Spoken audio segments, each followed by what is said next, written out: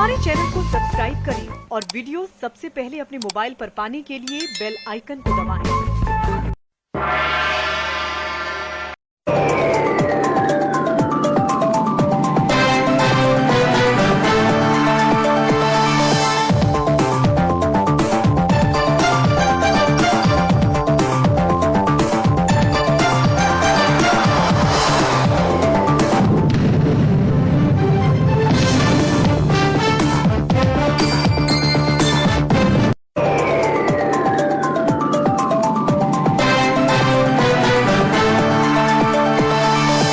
राष्ट्रीय अध्यक्ष नहीं बना पाए, अंततः सोनिया जी को अपने मार्ग चुनना पड़ा। अपनी पार्टी का जो लोग राष्ट्रीय अध्यक्ष नहीं तय कर पाए, वो जिला पंचायत अध्यक्ष राधेश्याम जी, राधेश्याम पार्टी का राधेश्याम जी, ये कैसे जिला तय कर पाएंगे? तो ये इसको तो कहना है, इसलिए कहना है क्योंकि ये दौर से बाहर है, और जो दौर से बाहर होता है वो कुछ न कुछ कहता है भाई, उसका काम ही है कहने का। अच्छा, कांग्रेस के नेताओं की बड़ी कमी है, कांग्रेस के नेता अपने शीर्ष नेताओं को रखते हैं। आप तो ये बात नहीं कहेंगे, आप अपनी पार्टी है तो फिर ये अपने नेता को गुमराह कैसे रख। नमस्कार, मैं हूं अनिल वर्मा शेखर। रात के 10 बजे हैं और ये समय है बिग बुलेटिन का। बिग बुलेटिन की शुरुआत हम कर चुके हैं। बिग बुलेटिन में हम कई दिन से पंचायत चुनाव पर चर्चा कर रहे हैं। पंचायत चुनाव को लेकर के नई नई चीजें सामने आ रही हैं, नए नए एंगल सामने आ रहे हैं, नए नए विषय सामने आ रहे हैं।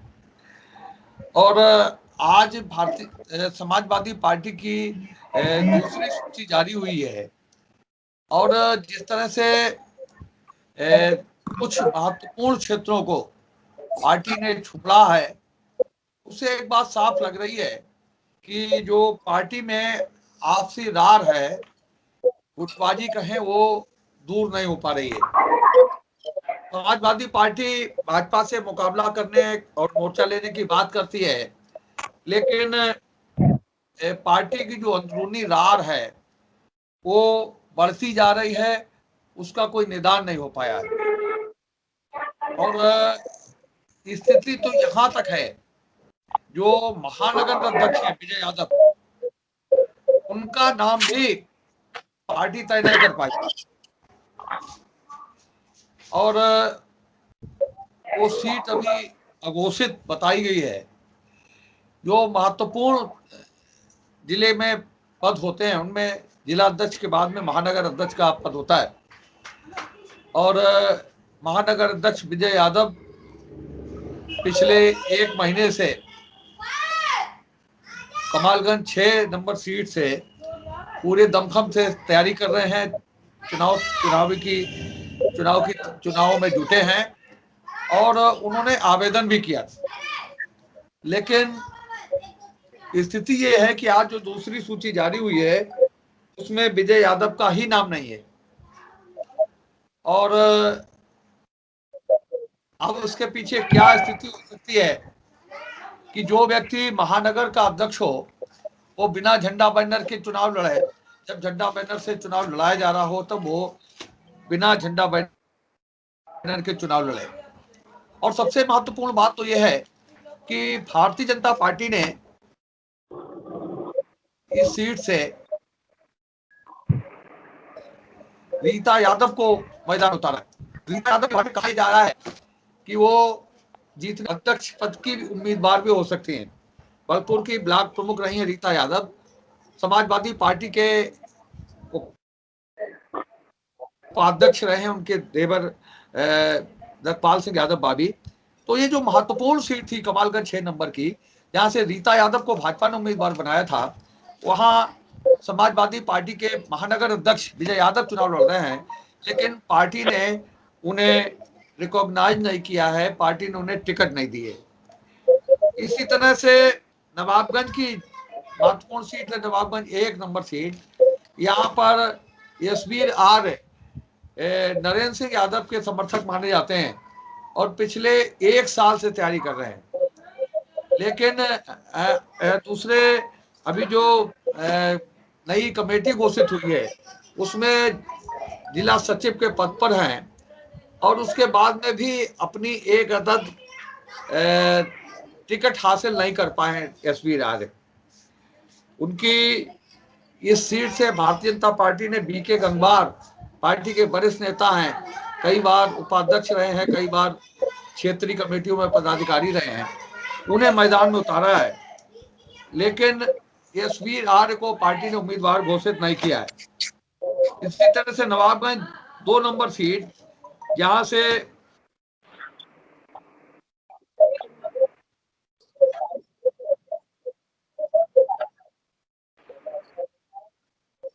पार्टी के वरिष्ठ नेता कल्लू यादव चुनाव लड़ना चाहते थे, आवेदन किया था कल्लू यादव।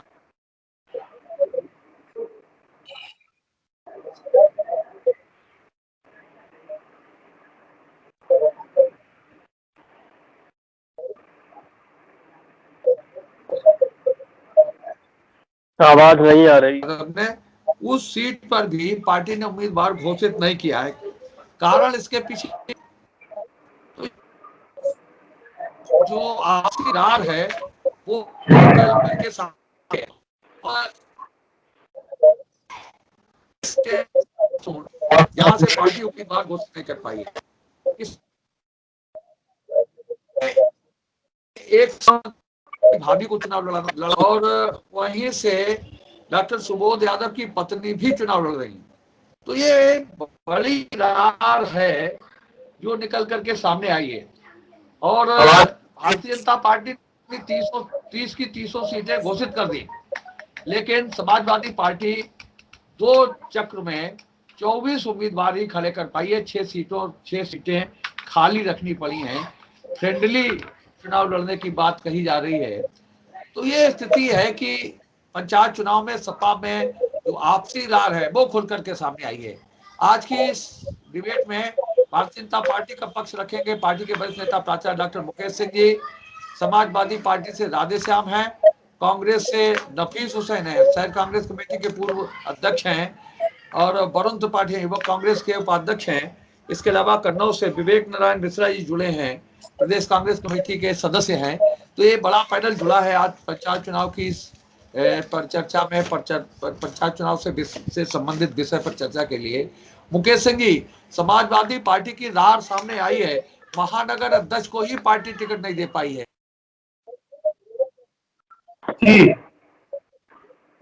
भाई साहब, ये जो मामला है ये समाजवादी पार्टी के संगठन का अंदरूनी मामला है, लेकिन हम जहां तक समझ पा रहे हैं कि पिछले बार जब उत्तर प्रदेश में समाजवादी पार्टी की सरकार थी, अब समाजवादी पार्टी की सरकार में 4 विधायक यहाँ से समाजवादी पार्टी के थे, लेकिन पूरे 5 साल तक चारों विधायकों का ऐसा लगता था कि उनका कोई अपना वजन वजूद नहीं है और वो लोग यहाँ पर अपनी विधायकी का कोई भी बहुत बड़ा काम करके नहीं दिखा सके। पूरे 5 साल जो है वो पार्टी जो है हाईजैक बनी रही, तो वही असर लगातार चल रहा है।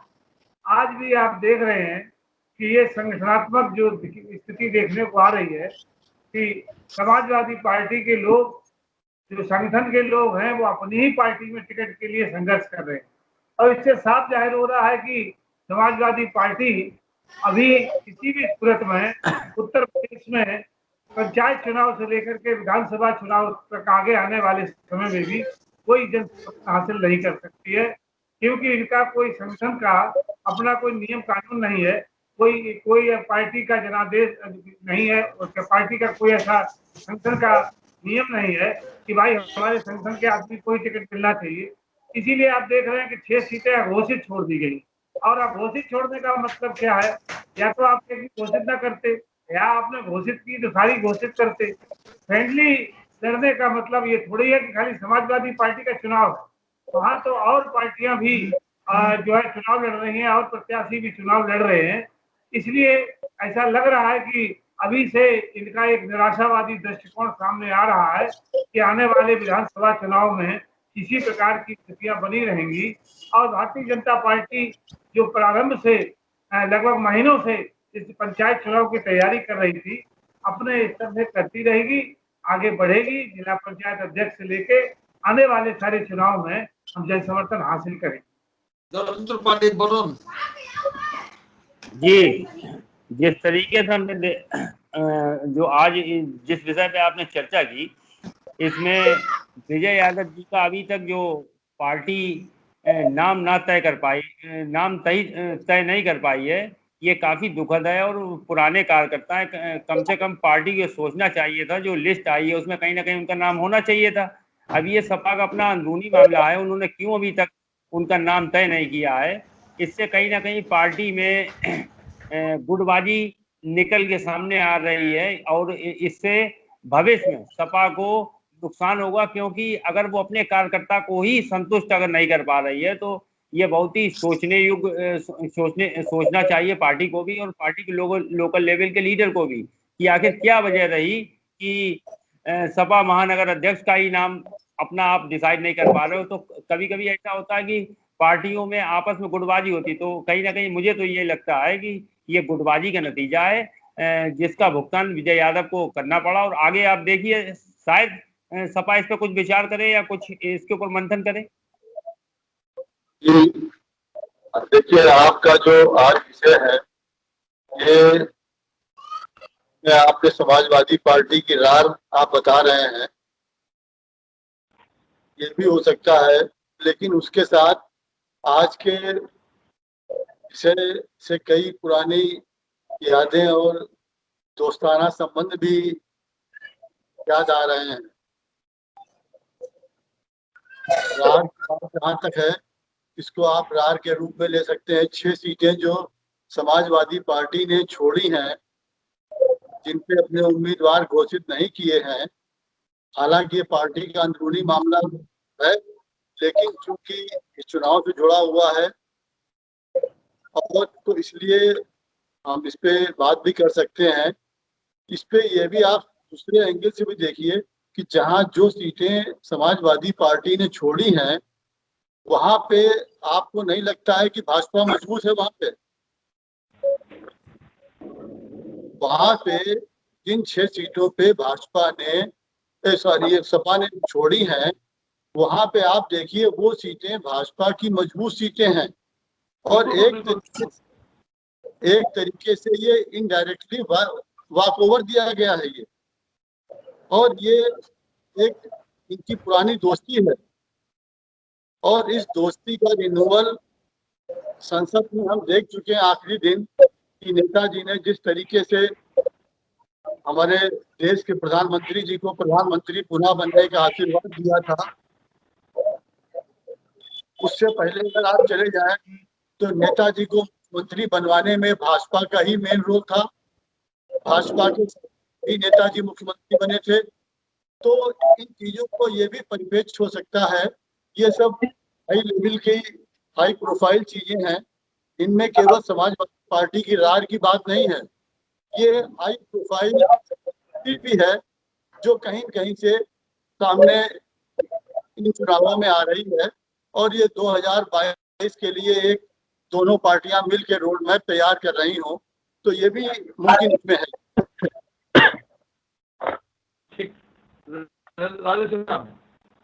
जी, हमने कहा सभी लोगों ने तमाम तरह की बातें की। अभी एक बात कांग्रेस की तरफ से निकल के आई कि जो 6 सीटें हैं उन पे भाजपा बहुत मजबूत है, इसलिए सपा ने उनको अघोषित रखा ताकि अंदरूनी गठबंधन बना रहे। हम एक बात बताना चाहते हैं, पूरे जिले की 15-20 जो 15-16 लाख आबादी है, वोटर है, वो भी जानते हैं, मीडिया जगत के भी लोग जानते हैं, और पूरे जिले का बुद्धिजीवी जगत भी ये जानता है कि जिले में जिला पंचायत अध्यक्ष के चुनाव में मुकाबला सीधा समाजवादी पार्टी और भाजपा का है। न तो बसपा का कोई उम्मीदवार लड़ रहा है, अध्यक्ष ही लड़ेगा, और न ही कांग्रेस का लड़ेगा। 2 ही पार्टियों के उम्मीदवार लड़ेंगे, और वो एक भाजपा का होगा और एक सपा का होगा। जिन 6 सीटों को अघोषित रखा गया है, जैसे मोहम्मदाबाद क्षेत्र में हम रहते हैं, मोहम्मदाबाद प्रथम की बात जो आई है अघोषित है, वहां नरेंद्र सिंह जी की भाभी है और डॉक्टर सुबोध यादव की पत्नी है। चुनाव अगर दोनों लड़ते हैं तो इन्हीं दो में, और इन दो में से एक ही जीतेगा, वहां कोई तीसरी बड़ी ताकत नहीं लड़ रही। अगर इन दो में से कोई एक भी जीत जाता है तो न तो वो कांग्रेस में चला जाएगा न बीजेपी में चला जाएगा, तो जाएगा लास्ट टाइम सपा में ही। हो सकता है कि लोग अपने वर्चस्व की लड़ाई लड़ रहे हो सकता है लोग इसलिए अपने आप को ज्यादा आगे ला रहे हो ताकि अध्यक्ष का टिकट हमको मिल जाए, लेकिन जिस दिन समाजवादी पार्टी अध्यक्ष का टिकट किसी एक को दे देगी उस दिन कोई मेंबर कहीं और नहीं जाएगा। इसकी चिंता करना विपक्षी दलों के लोग छोड़ दें। दूसरी चीज जो एक बात सामने आई निकल के, लोकसभा में नेताजी ने आशीर्वाद दिया। ये सिस्टम होता है, आखिरी दिन जब सदन का होता है तो सभी एक दूसरे को शुभकामनाएं देते हैं। राज्यसभा में जब विदाई हो रही थी तो गुलाम नबी आजाद जी के लिए मोदी जी ने आंसू बहाए, तो क्या वो भी एक गठबंधन है? तो निश्चित तौर पर कहीं न कहीं जब लोकसभा का आखिरी मिश्रा जी लोकसभा का आखिरी दिन था, पूरा देश जानता है। जिस दिन की सरकार का आखिरी दिन था, उस दिन भी नेताजी ने यही कहा था। अगर आपके पास पुराने रिकॉर्ड नहीं है तो उठा के देख लीजिए। निश्चित तौर पर वो मेंबर है उस हाउस के और वरिष्ठ मेंबर है। मेरे ख्याल से तो उस हाउस में उनसे ज्यादा उम्र का कोई मेंबर नहीं होगा, या मेरी जानकारी कम हो सकता है कोई एक आध मेंबर हो। वो बहुत सीनियर मेंबर है लोकसभा के और मोदी जी उनसे उम्र में छोटे हैं। अगर उन्होंने आशीर्वाद दे दिया तो क्या गुनाह कर दिया? फिर वो अपनी रैलियों में भी तो गए, अपने लिए भी तो वोट मांगा, बीजेपी के खिलाफ बोले भी तो निश्चित तौर पर पूरे जिले में समाजवादी पार्टी कहीं न कहीं लड़ रही। और जो अघोषित रखी गई है सीटें, उस लेटर में, उस सूची में जो नीचे लिखा है कि जो सीटें घोषित रखी गई हैं समय पर उनको भी घोषित किया जाएगा आपसी सामंजस्य बनने के बाद। उसमें ये क्लियरली नहीं लिखा गया है कि ये सीटें घोषित रहेंगी और इन पे हम कभी उम्मीदवार उतारेंगे ही नहीं। इसलिए इतनी जल्दी ये सोच लेना कि वहां ये है वहां वो है और वहां तो सपा मिट ही गई, तो निश्चित तौर पर समाजवादी पार्टी पूरी मजबूती के साथ पंचायत चुनाव लड़ रही है, लड़ेगी। और हम ये दावे के साथ 2-3 बार कह चुके हैं और आज फिर कह रहे हैं कि 3 तारीख को हम फिर इसी चैनल पे बैठ के चर्चा करेंगे और अध्यक्ष समाजवादी पार्टी का बनेगा जिला पंचायत का। और आने वाले 2022 में जिले की 4 सीटें समाजवादी पार्टी जीतेगी। कोई गुटबाजी नहीं है, कोई वो सब नहीं है, सिर्फ अपने अपने कद को बढ़ाने की एक वो है। और पार्टी के लिए सब इकट्ठे हैं। जहां पार्टी की बात आएगी, जहां शान की बात आएगी, जहां नेता की बात आएगी, वहां सब अखिलेश यादव को नेता मानते हैं और साइकिल ही अपना निशान मानते हैं। मुकेश जी, वर्चस्व की लड़ाई लड़ रहे हैं सपा के नेता आपस में। जब प्रतिष्ठा की बात है, चुनाव की बात है, तब वर्चस्व की लड़ाई लड़ रहे हैं। तो ये वर्चस्व की लड़ाई सपा को कैसे पहुंचाएगी जिला पंचायत? भाई साहब, ये वर्चस्व की लड़ाई नहीं, ये पार्टी की अंदरूनी कलह है। और ये वही बात, अंदरूनी कलह है और इसको वर्चस्व हम अपना नाम दे दें और इसी वजह से सीटें घोषित नहीं हो पा रही हैं। आप बताइएगा कि पार्टी का एक प्रत्याशी मजबूत रहेगा या 4 प्रत्याशी मजबूत रहेंगे? कहीं भी किसी भी वार्ड में जहां दूसरे दल के लोग भी लड़ रहे हैं, वहां पर कैसे आप कहेंगे कि हम वर्चस्व भी लड़ रहे हैं? आपका वोट तो बटेगा, उसका फायदा निश्चित तौर से तीसरे को जाएगा। दूसरी बात हम फिर बता देना चाहते हैं कि आने वाला समय क्या बताएगा। अभी तो घोषणा नहीं करेंगे, इसलिए तो समय आएगा तो 3 तारीख के बाद ही पता लगेगा कि कौन सी सीटें किसके पास ज्यादा है, कौन अध्यक्ष का दावेदार होगा, कौन प्रत्याशी होगा, कौन जीतेगा।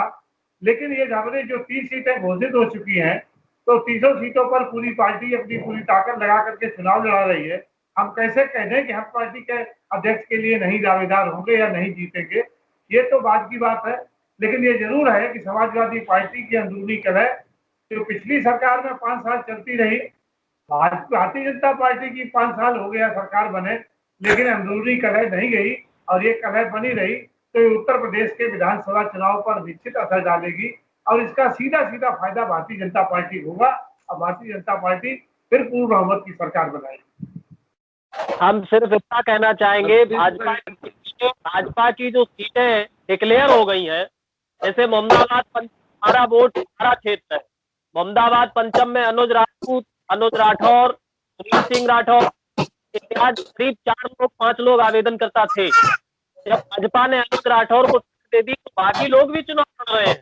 ऐसा नहीं कि बाकी लोग घर बैठे बात करने लगे। अच्छा ये बताओ, पार्टी घोषित प्रत्याशी को लड़ाएगी। हम आपकी बात हमने घोषित किया है और हम वो जो लड़ रहे हैं उनमें हमारे भी बहुत खास है, लेकिन हम पार्टी की प्रत्याशी का प्रचार करेंगे भाई। जो पार्टी का प्रत्याशी हमने आपकी बात सुन ली है। अब कृपया निवेदन है कि हमारी भी सुन लीजिए। हम निश्चित तौर पर अब ये बताइए, आप भी 5 नंबर के ही वोटर हैं मोहम्मदाबाद पंचम के, और हम भी मोहम्मदाबाद पंचम के हैं। अच्छा ये बताओ, अनुज राठौर के साथ खानपाल वर्मा घूम रहे कि नहीं घूम रहे? वो भाजपा के मंडल अध्यक्ष हैं। हमारे आपके भाजपा के एक बहुत बड़े जनप्रतिनिधि ये कह रहे हैं कि हम किसी के पास फोन नहीं करेंगे, जो आउट हो उससे जाके अपने फोन से हमारी बात कराना, ताकि वो रिकॉर्ड करके वायरल न कर पाए। तो कहीं और वो प्रत्याशी समाजवादी पार्टी के संपर्क में है कि अगर हम जीते तो जिसने हमें प्रमाण पत्र नहीं दिया उसे हम अपना प्रमाण पत्र नहीं देंगे। वो समाजवादी पार्टी तो निश्चित जिसकी बात कर रहे हैं तो भारतीय जनता पार्टी का कार्यकर्ता है ही नहीं।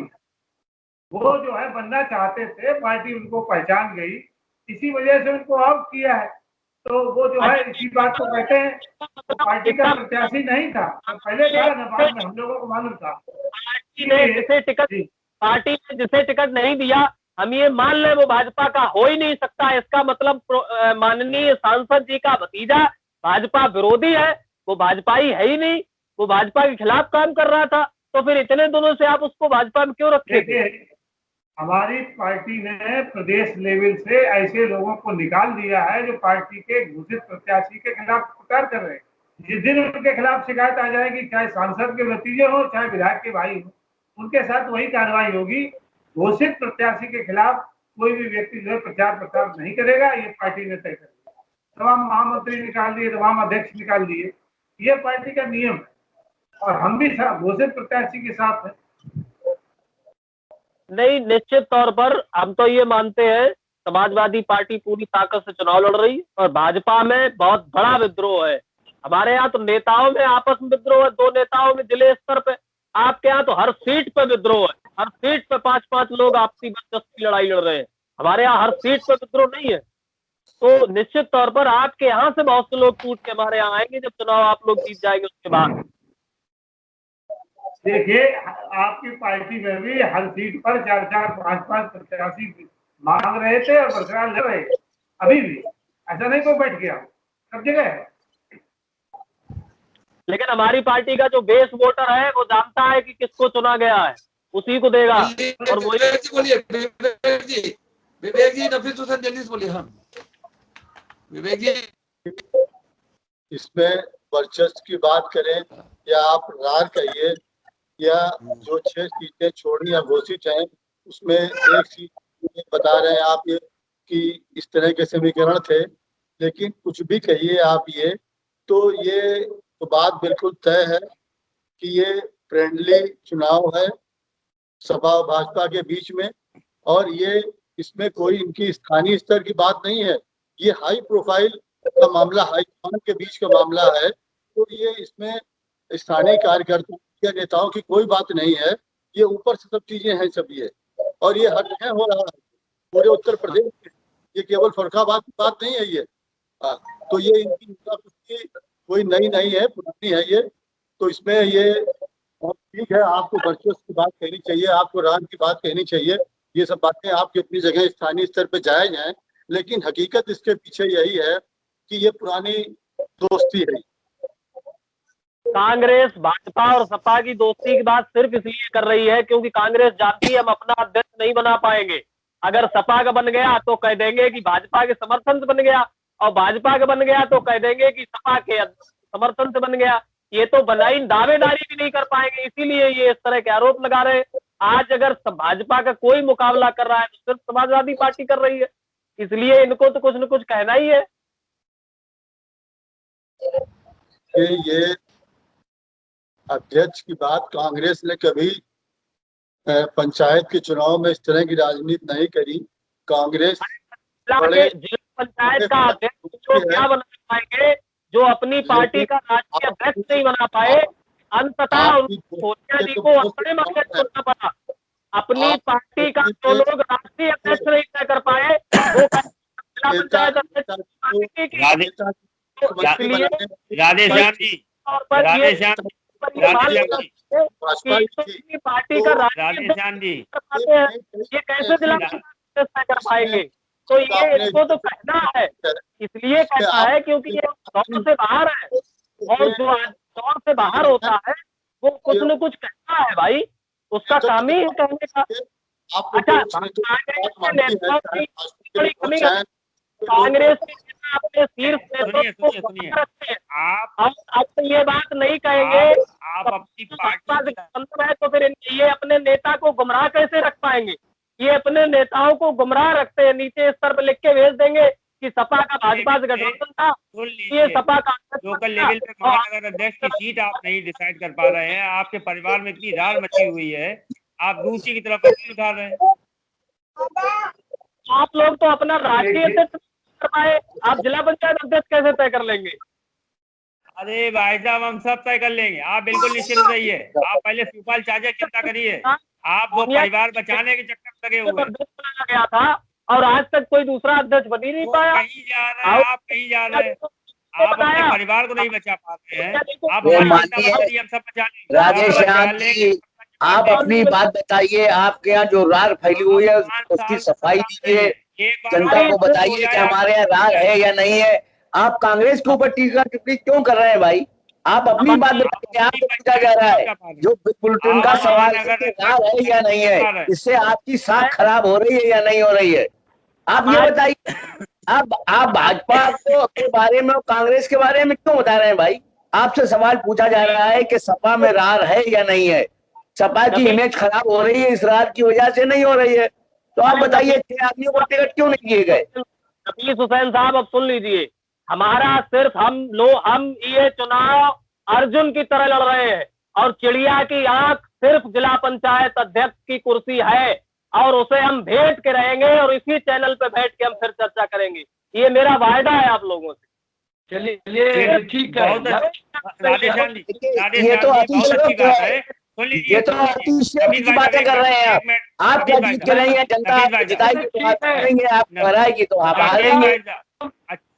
ठीक है भाई साहब, एक मिनट, बहुत शुभकामनाएं हमारी आपके साथ हैं, हमारी शुभकामनाएं राधेश्याम जी के साथ हैं।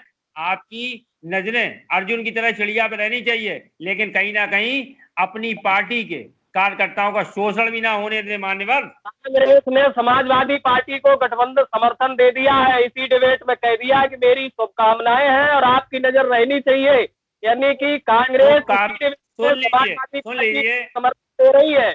और ये सुन तो लीजिए, हमारी शुभकामनाएं हैं, हमारी शुभकामनाएं सभी के साथ हैं। सुन लीजिए, अच्छा सोचने वाले की शुभकामनाएं सभी के साथ होती हैं। हमने आपको भी शुभकामनाएं डिबेट के माध्यम से दी, इसलिए दी कि आपका अच्छा हो, हमने आपका अहित नहीं सोचा। दूसरी चीज, आपकी नजर होनी चाहिए चिड़िया के ऊपर, लेकिन अपने महानगर अध्यक्ष जो पुराने कार्यकर्ता हैं उनके लिए भी आप चिंता करिए, जो आप 6 अभी नाम घोषित नहीं कर पाए हैं। तो इसलिए आप अपनी पार्टी की चिंता करिए, दूसरी पार्टी के विषय ना सोचे, ज्यादा अच्छा हो। यही समाप्त कर रहे हैं।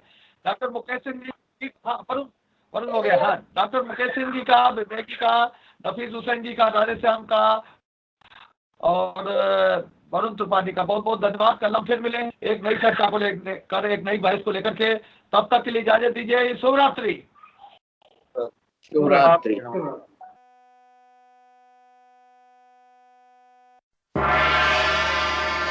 उम्मीद है आपको हमारी ये खबर पसंद आई होगी। आप इसे लाइक करिए, अपने दोस्तों के साथ शेयर करिए और इस पर कमेंट करिए। अगर आप पहली बार हमारे चैनल से जुड़े हैं तो चैनल को सब्सक्राइब करना मत भूलिए। यही निवेदन आपसे है।